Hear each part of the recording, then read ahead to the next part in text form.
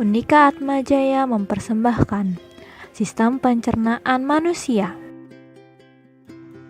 Hai semuanya, kembali lagi bersama saya Ibu Sandra. Hari ini Ibu akan mengajak kalian semua untuk mempelajari tentang sistem pencernaan pada manusia. Bagaimana ya sistem pencernaan pada manusia? Yuk kita pelajari bersama.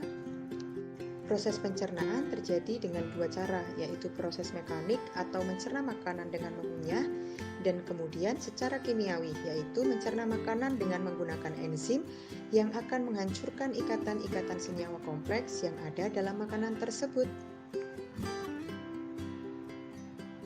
Organ pencernaan yang pertama adalah mulut, yaitu sistem pencernaan yang akan melakukan proses pencernaan di awal. Di dalam mulut terdapat gigi dan lidah yang berfungsi untuk menghancurkan makanan secara mekanik.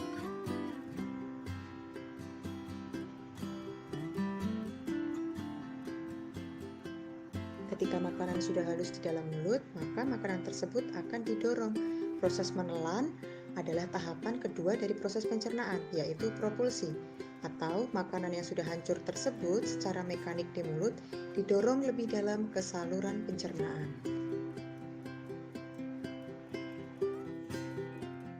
Makanan yang sudah dikunyah oleh gigi kemudian akan masuk ke kerongkongan. Ingat ya, di kerongkongan tidak ada proses pencernaan makanan. Jadi, kerongkongan merupakan organ yang berperan sebagai tempat jalannya makanan menuju lambung. Selanjutnya, setelah dari kerongkongan, makanan akan dicerna ke lambung. Selama berada di lambung, makanan akan mengalami pencernaan secara mekanik sekaligus kimiawi.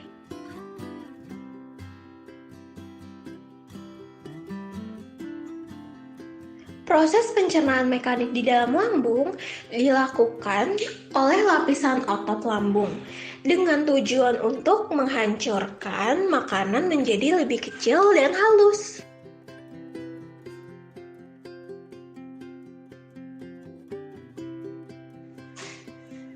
Sementara itu, proses pencernaan kimiawi melibatkan asam lambung, enzim, serta hormon pada pencernaan.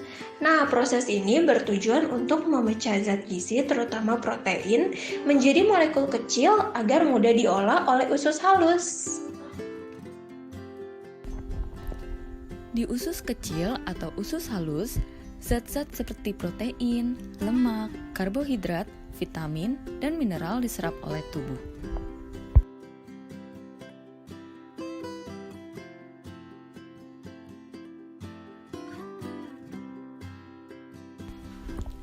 Usus kecil berbentuk seperti pipa-pipa yang berdiameter 4 sampai dengan 5 meter dan memiliki panjang 5 sampai dengan 8 meter. Jadi, kalau kalian sadar, usus kita lebih panjang dari tubuh kita loh. Setelah terjadi pada usus 12 jari, selanjutnya kita masuk ke dalam usus besar atau yang biasa disebut kolon. Di usus besar terjadi penyerapan air dan pembusukan sisa makanan. Usus besar terdiri dari 3 bagian utama, yaitu kolon, rektum, dan anus.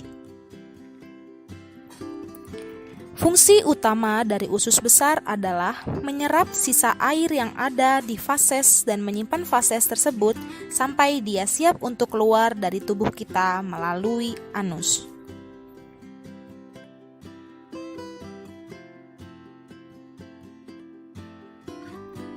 Makanan yang sudah selesai diproses pasti harus dibuang agar tidak menumpuk di dalam tubuh.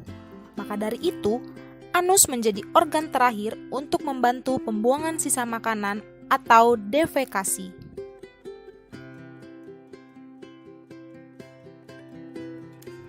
Itulah proses pencernaan di tubuh kita. Ingat ya, pencernaan ini terjadi di saluran pencernaan kita yang terdiri dari mulut, eksofagus, lambung, usus halus, usus besar, dan sampai pada yang akhir adalah anus. Sampai jumpa lagi. Dadah.